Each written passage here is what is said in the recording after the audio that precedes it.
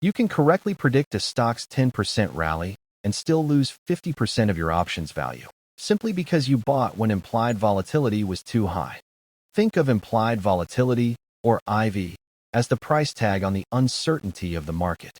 Buying options when IV is high is like buying flood insurance while the hurricane is already on the news. You are paying a massive premium for an event everyone already expects.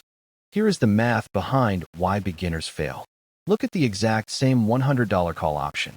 At low volatility, it's cheap. At high volatility, the price triples.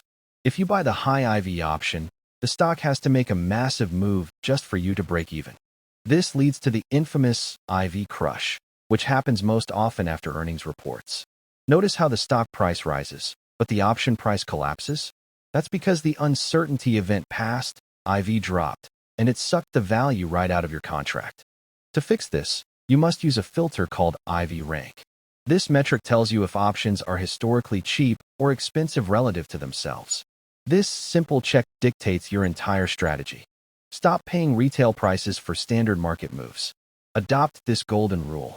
Be a buyer when the market is quiet and bored, and be a seller when the market is panicked and expensive. Always check IV rank before placing your trade.